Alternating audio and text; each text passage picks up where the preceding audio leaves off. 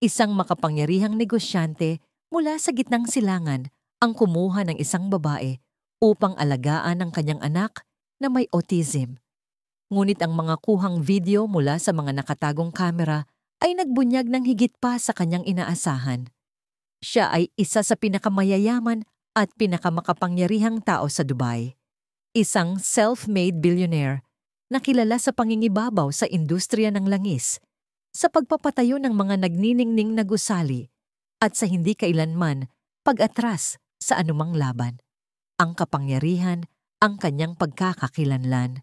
Ngunit walang bahagi ng kanyang nakaraan ang naghanda sa kanya para sa pagiging ama, lalo na nang dumating ang trahedya. Ang kaisa-isa niyang anak na si Samira ay na-diagnose ng malubhang autism, ilang buwan lamang matapos ang biglaang pagkamatay ng kanyang ina. Ang dating masayahing bata na nagbibigay buhay sa kanilang tahanan ay tuluyang natahimik. Sinubukan niya ang lahat ng uri ng therapist, ngunit wala ni isa sa kanila ang nagtagumpay. Hanggang sa dumating siya, isang tahimik na babae na walang formal na edukasyon, walang tanyag na titulo. Ang tanging dala niya ay isang taus-pusong rekomendasyon mula sa isang payak na klinika sa baryo at isang lumatkupas na litrato ng isang bata na nakatago sa kanyang pitaka. Dahil wala nang ibang mapagpipilian, ibinigay niya ang trabaho sa babae. May kakaiba sa kanya mula pa sa simula. Hindi nagtagal, nagsimulang nangungumiti si Samira. Pagkatapos, mahina siyang humuni. At sa huli, nagsimula siyang magsalita. Mga salitang hindi itinuro ng kahit sino. Nagduda, ngunit sabik sa mga kasagutan. Nagpakabit ang negosyante ng mga nakatagong kamera sa bawat sulok ng kanyang malawak na mansyon. Nais niya ang katotohanan, at ang kanyang nakita ay hindi lamang nagpabago sa kanyang pag-unawa sa kanyang anak. Tuluyan itong gumupo sa kanya. Binuo ni Omar Al-Kibir ang kanyang kaharian mula sa wala. Mula sa isang maliit na apartment sa Sharjah, umangat siya upang magmay-ari ng isang pandaigdigang kadena ng mga marangyang resort mula Abu Dhabi hanggang sa baybayin ng Italia. Iginagalang siya ng marami. Tumutugon ang merkado sa bawat galaw niya. Ngunit sa loob ng kanyang napakalaking mansyon sa Dubai, nayari sa marmol at nababalot ng katahimikan, may isang bagay na hindi niya makontrol, ang tahimik na mundo ng kanyang anak. 7 taong gulang pa lamang si Samira nang mamatay ang kanyang ina sa isang malagim na aksidente sa Emirates Highway. Mula noon, nagdilim ang kanyang mundo. Tumigil siyang magsalita, tumigil siyang tumawa, at hindi na tumingin ng direkta sa mga mata ng iba. Para bang nawala ang liwanag sa kanyang kalooban. Uupo siyang mag-isa sa kanyang silid, ng oras-oras, marahang umuugoy, mahinang humuhuni, at natatakot sa malalakas na tunog na para bang mga pagsabog. Autism, sabi ng mga doktor, trauma-induced regression. Tukoy naman ng mga therapist. Si Omar, na sanay lutasin ang mga problemang nagkakahalaga ng milyon-milyong dolyar sa loob lamang ng ilang minuto, ay hindi ito kayang ayusin. Sinubukan niya ang lahat. Kumuha ng mga kilalang eksperto mula sa Switzerland, dinala ang pinakamahusay na therapist mula sa Boston, at ginawa pa niyang isang therapy wing, ang isang bahagi ng kanyang mansyon na may mga ilaw na nakapagpapatahimik, dumadaloy na tubig at mga kagamitang pandama. Wala ring naging epekto. Ang pagdating ni Teresa ay naiiba. Hindi siya ipinadala ng isang ahensya. Maikli lamang ang kanyang resume, walang formal na pagsasanay, walang mga diploma, isang mabait na mukha lamang sa litrato ng pasaporte at isang simpleng rekomendasyon mula sa isang liblib na klinika sa Ghana. Ayon doon, tumulong siya sa mga batang may espesyal na pangangailangan sa mga rural na lugar at pinalaki ang 6 na anak ng kanyang kapatid na babae matapos itong pumanaw.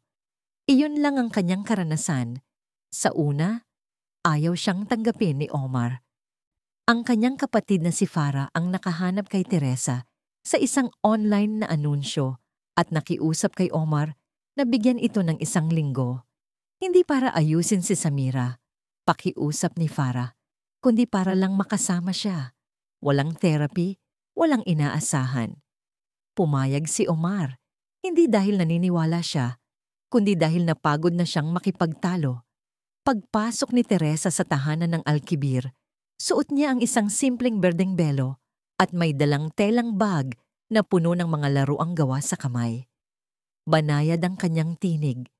Magalang siyang yumuko at nagsabi, "Hindi po ako gumagawa ng himala, Ginoo. Nakikinig lamang po ako." Tumimo ang mga salitang yon sa isipan ni Omar. Sa unang araw, walang tugon si Samira. Ganoon din sa sumunod. Hindi siya pinilit ni Teresa. Nanatili lamang siyang malapit, marahang humuhuni ng mga oyayi at gumugulong ng maliliit na bolang may butil sa ibabaw ng karpet papunta kay Samira. Hindi ito tumugon. Gayunman, nagpatuloy si Teresa, matiyaga at laging naroroon. Sa ika-4 na araw, napansin ni Omar ang kakaiba. Matagal na niyang ipinakabit ang mga nakatagong kamera sa mansyon, mga maliliit at makinis na device sa mga chandelier at pintuan. Hindi dahil sa takot, kundi dahil gusto niya ang kontrol. Gusto niyang malaman ang bawat detalye sa kanyang paligid. Noong linggong iyon, may humikayat sa kanyang buksan ang live feed sa kanyang telepono. At doon niya nakita, inilatag ni Teresa ang isang malambot na kumot sa sahig. Nakaupo si Samira sa gilid, nakatitig sa sariling tuhod. Sa kanyang harap, inilagay ni Teresa ang isang salamin. Walang kakaiba roon, ngunit bigla siyang bumulong ng banayad. "Magandang bata, tingnan mo ang mukhang ito." Napakatapang. Hindi tumugon si Samira, ngunit hindi rin siya umatras. Patuloy sa pagbulong si Teresa. Hindi siya nagbibigay ng utos o instruksyon. Ginagaya lamang niya ang mga galaw ng bata. Umuugoy siya kapag ito'y umuugoy. Humuhuni siya kapag ito'y humuhuni. Hindi sinusubukan ni Teresa na hilahin palabas ang bata mula sa kanyang mundo. Pumapasok siya rito. Tahimik na nanood si Omar. Gabing iyon, hindi siya nakatulog. Nanatiling bukas ang live feed sa kanyang telepono.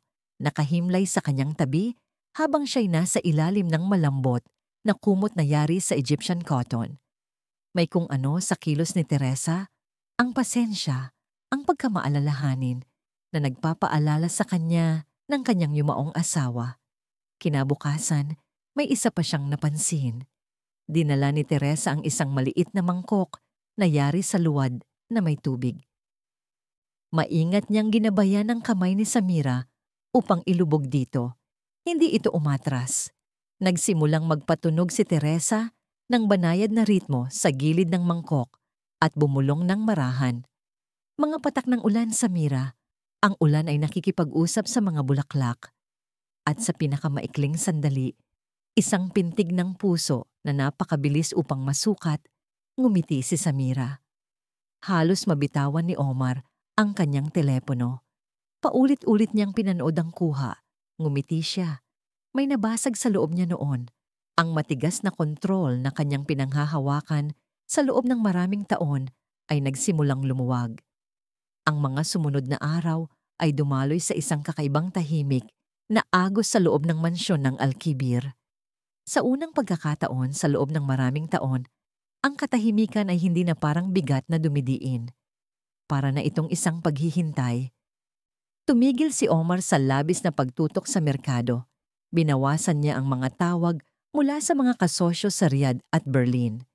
Sa halip, pinapanood niya ang silid ni Samira sa pamamagitan ng mga nakatagong kamera na para bang isang lalaking nakatayo sa gilid ng isang himala. Ang presensya ni Teresa ay naging isang tahimik at matatag na puwersa sa bahay. Gumagalaw siya ng magaan. Halos walang tunog ang kanyang mga yapak. Walang pabango, walang kalansing ng sapatos, walang saysay na usapan. Ngunit saan man siya magpunta, nagbabago ang hangin. Mas banayad, mas payapa. Hindi kailanman humingi si Teresa kay Omar ng kahit ano. Hindi rin nagbigay ng opinyon o payo. Ang buong atensyon niya ay nakatuon lamang kay Samira. Matiyaga, naroroon, at hindi natitinag. At unti-unti, nagsimulang bumalik si Samira sa mundo. Hindi sa malalaking tagumpay, kundi sa maliliit na kilos na halos hindi mapansin.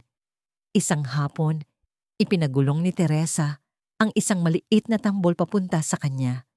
Tinapik ito ni Samira ng isang beses. Isang araw naman, itinuro ni Teresa ang isang bulaklak sa labas ng bintana at bumulong, "Lila."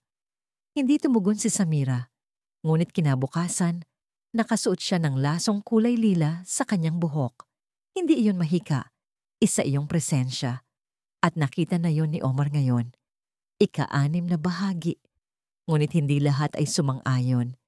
Gabi bago ang taunang business gala ni Omar, isang marangyang pagtitipon ng mga higante ng langis, mga maharlika at mga diplomat, dumating ng maaga si Farah upang tumulong mag-organisa. May hawak siyang clipboard habang naglalakad sa gallery hall at napahinto nang makita si Teresa na marahang ginagabayan si Samira papunta sa balkonahe. Hindi siya tumingin kay Omar, ngunit nagtanong, "Ganito na ba kalaki ang tiwala mo sa kanya?" Hindi siya banta. Malamig na sagot ni Omar, "Hindi mo yan masisiguro. May mga bulong-bulungan." Tugon ni Farah. "Anong klaseng bulong-bulungan?" Tanong niya. "Minsan siyang nagtrabaho para sa isang pamilya sa Ghana na ang anak ay nawala. Walang kasong isinampa, ngunit hindi na muling natagpuan ng bata. Si Teresa ang tagapag-alaga noon." Nanikip ang balikat ni Omar. Mabilis na bumaling ang kanyang paningin sa live feed ng telepono, kung saan magkasamang nakaupo sina Teresa at Samira, marahang humuhuni. Kinamuhian niya ang tsismis, ang lason nito. Ngunit hindi lang ito tungkol sa isang empleyado, ito ay tungkol sa kanyang anak. Gayunman, wala siyang sinabi. Tumango lamang siya ng bahagya. Gabi ring iyon. Habang kumikislap ang mga chandelier at napupuno ng mararangyang panauhin ang kanyang tahanan, nanatili si Teresa sa itaas kasama si Samira. Paulit-ulit na napatingin si Omar sa kisame. Iniisip kung ano ang nagaganap sa itaas. Maaga niyang iniwan ang hapag at bumalik sa kanyang silid-aklatan, kung saan kumikislap ang mga monitor sa dilim. Sa screen, magkasamang nagdo-drawing sina Teresa at Samira sa isang whiteboard, mga hugis, mga mukha. Nanginginig ang maliliit na daliri ni Samira sa hawak na marker, ngunit hindi siya tumutol nang marahang ilagay ni Teresa ang kanyang kamay sa ibabaw ng kamay ni Samira upang gabayan ang mga guhit. Hindi siya umatras at saka naganap ang isang bagay na hindi maipaliwanag. Huminto si Samira, tumalikod kay Teresa at gumalaw ang kanyang mga labi. "Ma!" Huminto ang puso ni Omar. Lumapit siya. Idiniin ang mga daliri sa salamin ng monitor. Tinawag ng kanyang anak si Teresa na "Ma." Hindi nagulat si Teresa. Ngumiti lamang siya at bumulong, "Narito ako, munting bulaklak." Namasa ang mga mata ni Omar. Halos 2 taon na mula nang huli niyang marinig na bumigkas ng salita ang kanyang anak. Tumayo siya. Kumakabog ang pulso. Isang bahagi niya ang gustong umakyat upang masaksihan ito sa sariling mga mata. Ngunit nanatili siya. Nauunawaan niya ngayon, anuman ang nangyayari, kailangan itong magpatuloy nang wala siya. Ngunit kinabukasan, guguho ang marupok na katahimikan. Habang naghahanda si Omar para sa isang pulong, pumasok ang isa sa kanyang mga tauhan sa seguridad, tila nag-aatubili. "Ginoo, nire-review po namin ang mga kuha mula noong nakaraang linggo, gaya ng utos ninyo at..." "At ano?" tanong ni Omar. "May bagay po kayong dapat makita." Ipinakita nila ang isang video clip mula 5 gabi na ang nakalipas. 3:00 ng umaga, sa pasilyo sa labas ng silid ni Samira. Sa malamlam na liwanag ng kamera, lumitaw si Teresa nakayapak. May bitbit na tila isang tela. Tahimik siyang lumakad papunta sa hardin. Ilang minuto ang lumipas, bumalik siya at tumitig ng diretsyo sa nakatagong kamera. Hindi yun aksidente, isang mahaba at malamig na tingin. Pagkatapos, itinaas niya ang tela At sa isang iglap, tila kulay pula ito. Napabuntong hininga si Omar. Dugo ba yon? Hindi po kami sigurado, Ginoo. Sabi ng gwardya, maaring pintura o kung ano paman. Pero naisip naming dapat niyo itong makita. Pinauwi ni Omar ang lalaki. Ngunit hindi siya makaupo. Umaalon ang kanyang pulso na parang bagyo. Bakit nasa labas si Teresa sa kalagitnaan ng gabi? Bakit siya tumitig ng ganoon kadiretso sa nakatagong kamera? At ano ang pulang telang hawak niya? Ang pagdududa ay pumasok na sa tahanan ni Omar at hindi ito aalis ng tahimik. Gabing iyon, hindi dumating ang tulog. Paikot-ikot ang mga iniisip ni Omar, parang isang karusel na nawala ng kontrol. Naalala niya ang pagkalinga ni Teresa, ang lambing ng kanyang tinig, at kung paanong, sa unang pagkakataon sa loob ng 2 taon, ay muling nagsalita si Samira at tinawag siyang Ma. Ngunit bumalik din sa kanyang isip ang nakakatakot na kuha. Si Teresa, nakayapak sa hardin, may hawak na pulang tela at tumitig ng diretso sa kamera. May mali. Mag-isa siyang nakaupo sa kanyang silid-aklatan, madilim maliban sa malambot na liwanag mula sa maraming screen. Para itong control panel ng isang spaceship. Sa isang monitor, makikita ang live feed ng silid ni Samira na nililiwanagan ng isang asul na night lamp. Ang iba naman ay paulit-ulit na ipinapalabas ang mga security clip na minarkahan ng mga tauhan. Bawat isa'y nagpapakita kay Teresa na gumagala sa bahay sa kakaibang oras. Humihinto sa mga pasilyo, lumalabas sa hardin, pagsapit ng hating gabi, at minsan pa'y diretsong tumitingin sa kamera. Nagpapadala ba siya ng mensahe?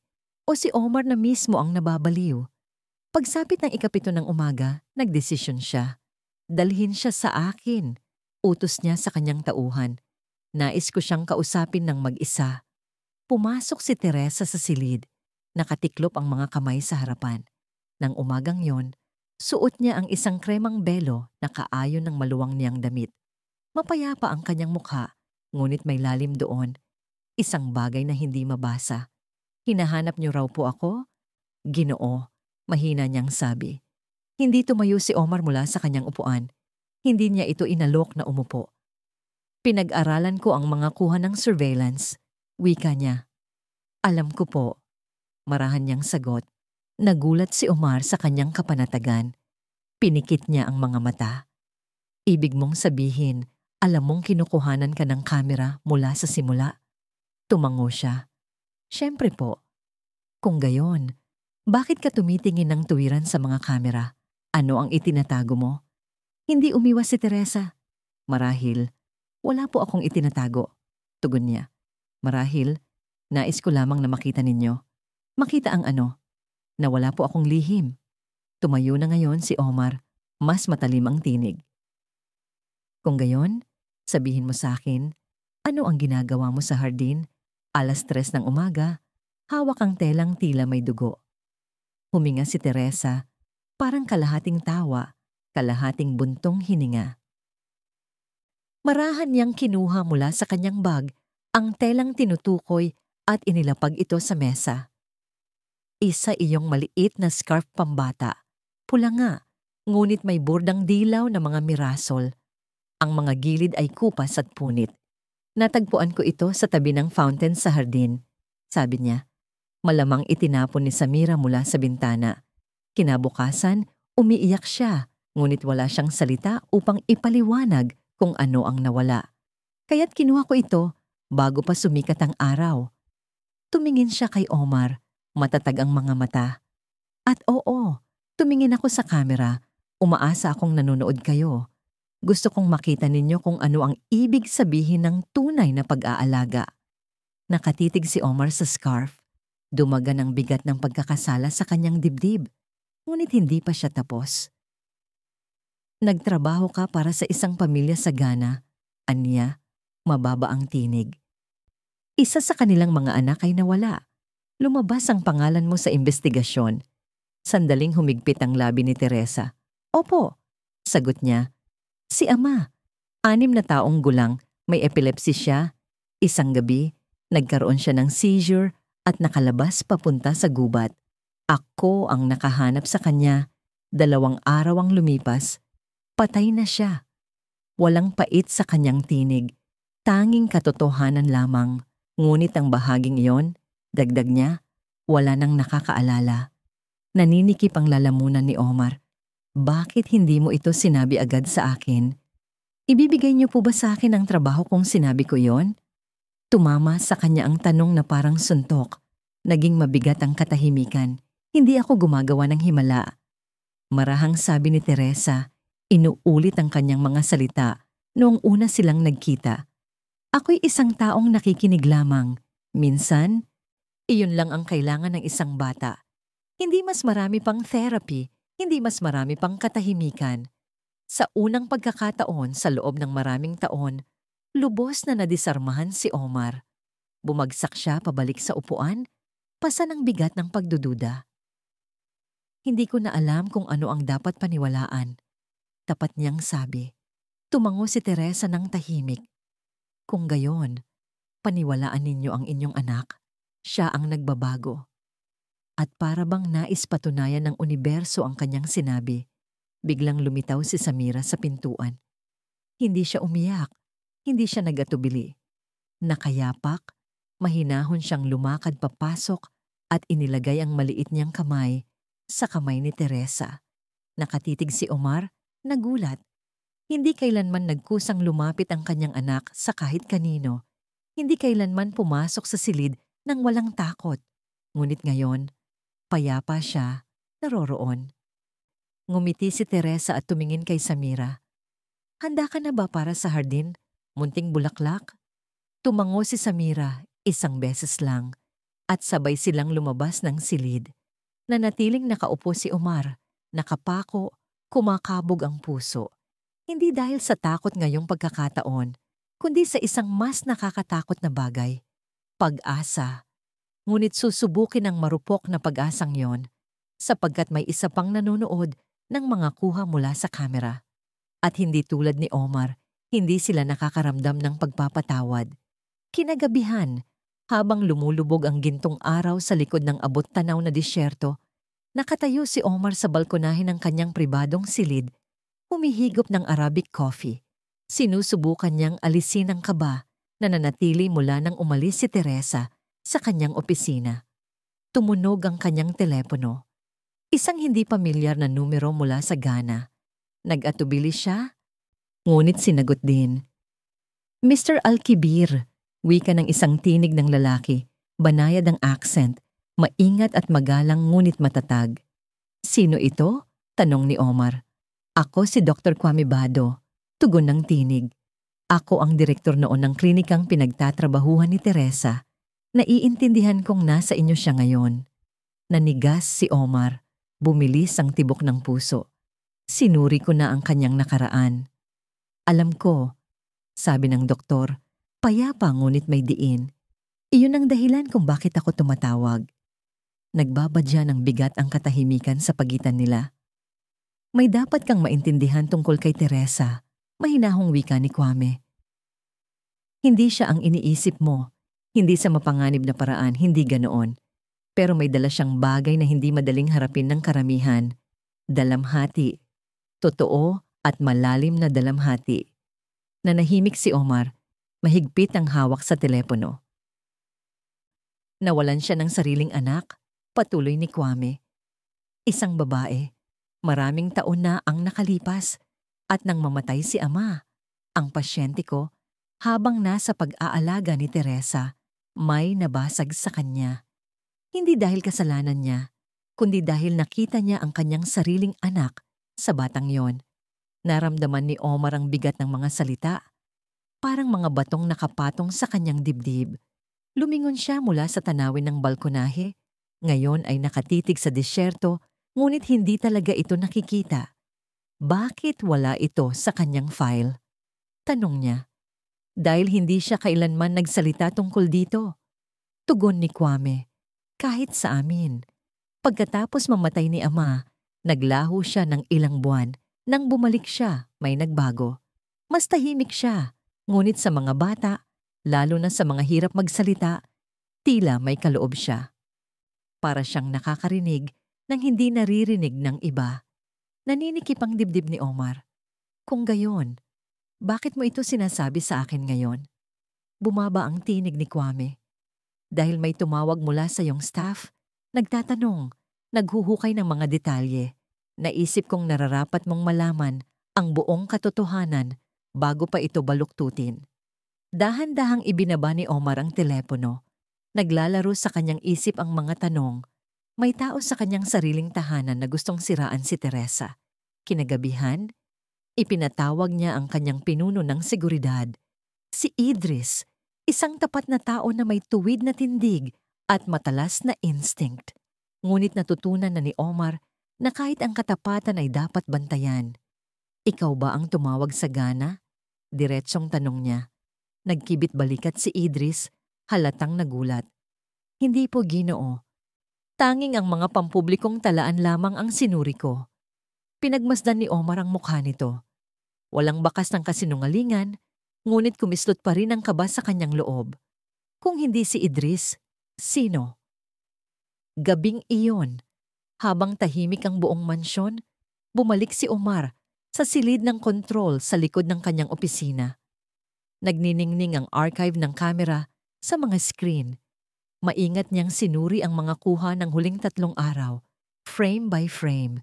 Nilaktawan niya ang mga oras ng walang laman na pasilyo at tahimik na silid hanggang makita niya si Farah, ang kanyang kapatid. 2 gabi na ang nakalipas, mag-isa itong nasa opisina, nakaupo sa kanyang mesa, binuksan ang computer at pinasok ang archive ng kamera. Naghukay siya. Nakatitig si Omar sa screen, lumalamig ang kanyang dibdib. Pagsapit ng umaga, nadatnan niya si Farah na nag-aayos ng mga bulaklak sa main hall. Suot ang kanyang karaniwang ngiti. Wari walang nangyari. Magandang umaga, kapatid. Sinaliksik mo ang mga archive ng kamera. Diretsyong sabi ni Omar. Kumibot ang kanyang nangiti. Nag-aalala lang ako. Pinapasok mo ang isang estranghero sa bahay mo, malapit kay Samira. Kailangan kong makasiguro. Tumawag ka sa Gana. Kinailangan. Depensibong tugon ni Farah. Napaka-perpekto niya. Walang taong ganoon ka-perpekto. At ngayon, iniisip mong tama ka? Tanong ni Omar, tumataas ang tinig. Nagtatago siya ng sakit, wika ni Farah. At ang ganitong klase ng dalamhati, mapanganib yon. Hindi. Mariing tugon ni Omar. Hindi mo ginawa ito para protektahan si Samira. Ginawa mo ito dahil hindi mo matanggap na mawalan ka ng kontrol. Tumigas ang mga mata ni Farah. Ako ang banta. Siya ang tinawag ng iyong anak na ma. Pinapalitan niya ang iyong asawa sa puso ni Samira. Parang suntok ang mga salita. Umatras si Omar. Sugatan. Tinutulungan niyang maghilom si Samira. Sabi niya, nakadiin ang panga. At kapag umalis siya, gigil na dagdag ni Farah. O kapag nakalimutan ni Samira kung sino talaga ang kanyang ina? Lumayo si Omar, ngunit naitanim na ni Farah ang isang lason sa kanyang isipan. Isang maliit, ngunit gumagapang na takot. Kinagabihan, pinanood niyang nakahilig si Samira sa kandungan ni Teresa, nakikinig habang marahang inaawitan. Ang tagpong dating nagdala ng kapayapaan ay nagdulot ngayon ng alinlangan. Paano kung tama si Farah?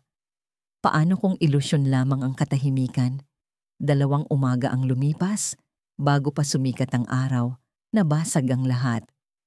Nagising si Omar sa pagmamadaling yabag na umalingaw-ngaw sa mga pasilyong bato ng mansyon. Bumangon siya, mabilis ang tibok ng puso. May nangyari. Isang katok sa pinto at pumasok si Idris, humihingal. Ginoo, may sitwasyon. Agad tumayo si Omar. Ano yon? Si Teresa. Nasa silid-aklatan siya. Natagpuan siya roon ng mga tauhan at may hawak siya. Dumaan ang lamig sa katawan ni Omar. Sumunod siya kay Idris sa madidilim na pasilyo. Tahimik ang mansyon, ang tanging liwanag ay mula sa malambot na gintong ilaw ng silid-aklatan. At doon, sa gitna ng silid, nakatayo si Teresa. Nakayapak, mag-isa. Sa kanyang mga kamay, hawak niya ang isang pilak na kahon na hindi nakita ni Omar ng maraming taon. Ang memory box ng kanyang asawa. Itinago ito, nakalock sa likod ng isang lihim na panel sa bookshelf. Hindi nagalaw, hindi nahawakan ng kahit sino. Hanggang ngayon. Paano mo natagpuan yan? Tanong ni Omar. Mababa ang tinig, halos isang ungol. Tumingala si Teresa kay Omar. Matatag ang kanyang tinig.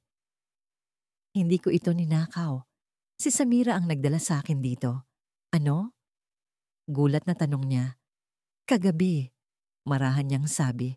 Hinaplos niya ang pader sa tabi ng istante. Bumulong siya, mama sa loob. Kaya sinundan ko. Siya ang nagdala sa akin dito. Kinuha ni Omar ang pilak na kahon mula sa kanyang mga kamay. Nanginginig ang paghinga. Dahan-dahan niya itong binuksan. Nasa loob ang mga lumang larawan, mga liham na sulat kamay ng kanyang asawa, at isang maliit na voice recorder na madalas niyang ilagay malapit sa kuna ni Samira noong sanggol pa ito. Lahat ay hindi nagalaw, buo pa. Ngunit wala ni isa ang nakapagpaliwanag kung paano natagpuan ni Teresa. Isang taong walang kaugnayan sa kanilang pamilya. Ang isang bagay na kahit ang kanyang mga tauhan ay hindi alam na naroroon. Gusto ko ng katotohanan, Teresa, sabi ni Omar, puno ng damdamin ng boses. Wala nang paligoy-ligoy, wala nang palaisipan. Sino ka ba talaga? Hindi natinag si Teresa. Payapa ang kanyang tinig. Lagi po akong nagsasabi ng totoo, sagot niya. Sinabi ko na, nakikinig ako sa mga bata. Iyon ang aking gawain. Ipinakita ni Samira kung saan pupunta. Sinundan ko lang. Ngunit si Omar, nilalamon ng emosyon at pagkalito, ay hindi pa rin matanggap. Hindi pa. Ipinatawag niya si Farah.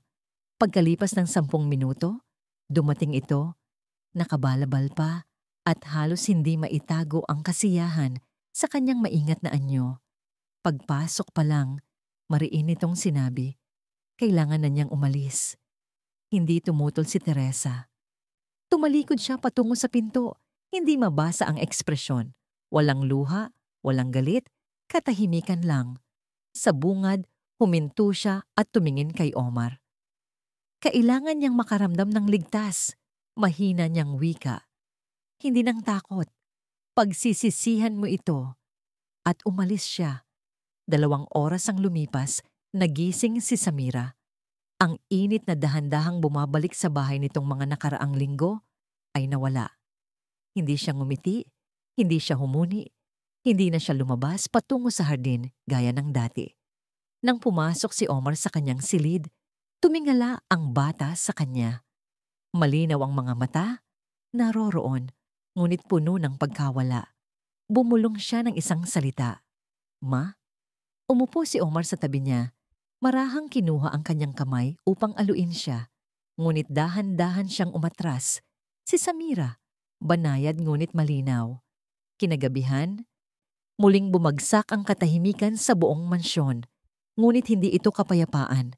Mabigat ito, matalim, isang uri ng katahimikan na umuugong sa loob ng dalamhati. Sa susunod na 3 araw, nagsimulang bumalik si Samira sa dati. Tumigil siyang tumugon sa musika, ayaw niyang hawakan ng pagkain, at hindi na siya tumingin ng direkta sa kahit sino. At dumating ang sandali ng pagguho. Isa sa mga bagong therapist, isang mabait na babae mula sa Germany, ay nakaupo kasama niya.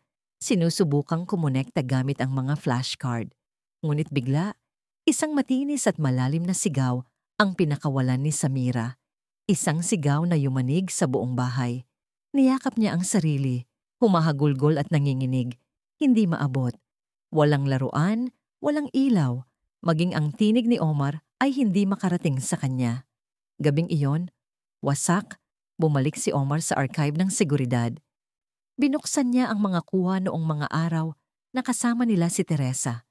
Pinanood niya habang nakaupo si Teresa sa tabi ni Samira. Marahang ginagabayan siyang hawakan ng tubig, damhin ang mga tekstura, at tuklasin ang mga kulay.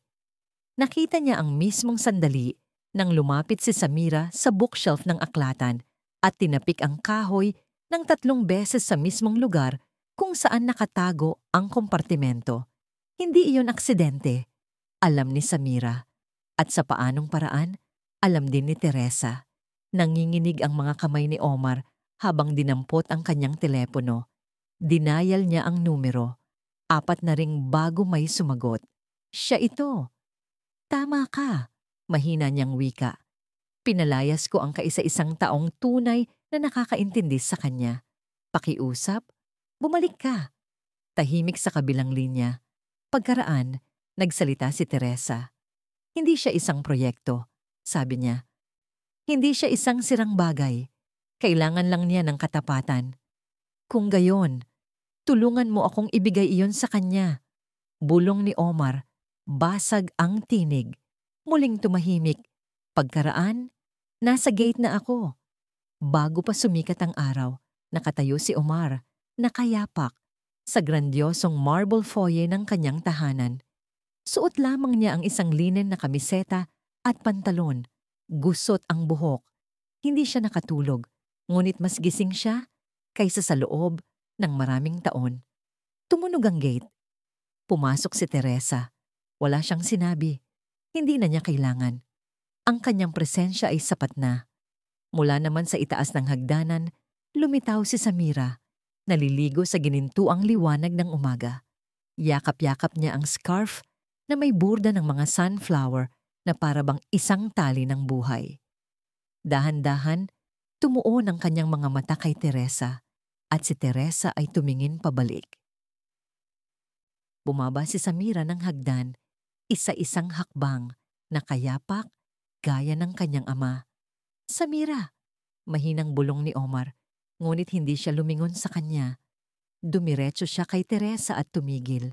Natahimik ang buong silid. Pagkaraan, iniunat ni Samira ang kanyang kamay at hinaplos ang mukha ni Teresa. Maliit ang kanyang palad, bahagyang nanginginig, ngunit sinadya, banayad at puno ng kahulugan. At mula sa kaibuturan ng kanyang tinig, lumabas ang isang salitang hindi pa naririnig mula noong siya'y sanggol pa. Ligtas. Bumagsak ang salita sa katahimikan, tulad ng bato sa tubig, lumilikha ng mga alon na tumagos sa kaluluwa ni Omar. Sumidhi ang luha sa kanyang mga mata. Mabilis siyang tumalikod, sinusubukang itago, ngunit huli na. Nakita na ni Teresa, si Omar Alkibir ay isang lalaking hindi umiiyak. Minsan nang umiyak si Omar, noong pumanaw ang kanyang asawa, ngunit ginawa niya yon ng mag-isa, sa likod ng saradong pinto. Yakap ang isang bote ng arak habang mahigpit na nakatakip ang mga kurtina. Walang nakakita sa kanyang mga luha, kailanman, hindi sa harap ng ibang tao. Ngunit ngayon, may nabasag sa kanyang kalooban. Bumagsak si Omar sa kanyang mga tuhod, niyakap ang kanyang anak, at idinikit ang kanyang noo sa noo nito. Patawad, bulong niya, paulit-ulit. Patawad, Samira. Lumuhod si Teresa sa tabi nila, marahang ipinatong ang kamay sa likod ni Samira. Simula ngayon, pasulong na tayo, banayad niyang wika. Wala nang paglingon sa nakaraan. Kinabukasan, tinipon ni Omar ang lahat ng tauhan sa maluwang na bulwagan. Nakatayo siya malapit sa mataas na marmol na fireplace. Si Teresa ay nasa kanyang tabi at si Samira ay tahimik na nakaupo sa kandungan nito. Nasa gilid si Farah, hindi mabasa ang ekspresyon sa mukha.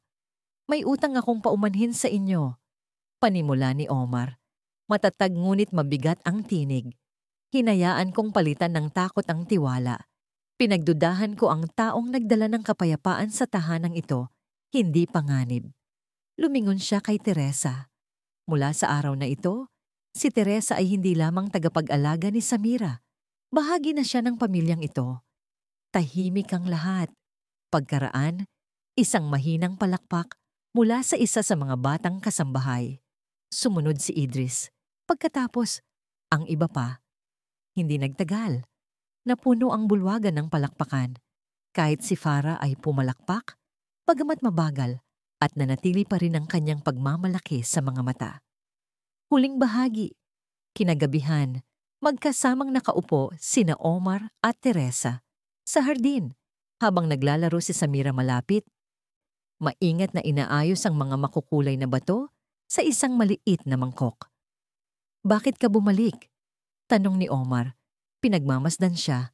Ngumiti si Teresa, payapa at mabait. "Hindi naman talaga ako umalis," sagot niya. "Naghintay lang ako na buksan mo ang pinto." Matiyagang pinagmasdan siya ni Omar. Ang babaeng ito na walang titulo, walang magarang resume, walang opisyal na kredensyal at gayunman, nagawa niya ang hindi kayang gawin ng mga pangkat ng propesyonal. "Minsan mong sinabi na may nawala kang anak," marahang sabi ni Omar. Tumango si Teresa. Ang pangalan niya ay Abena. 9 gulang siya.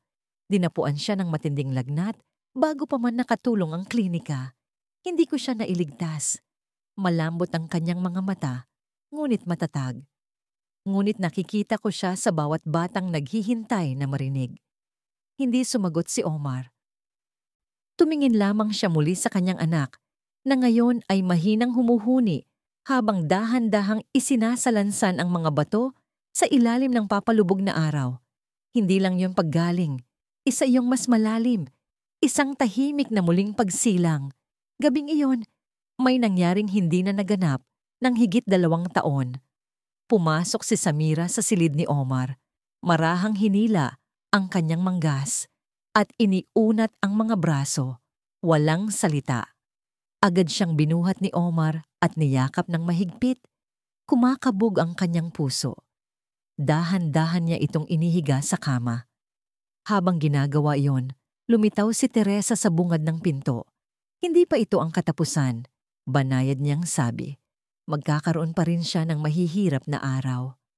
Tumango si Omar, namumuo ang luha sa kanyang mga mata.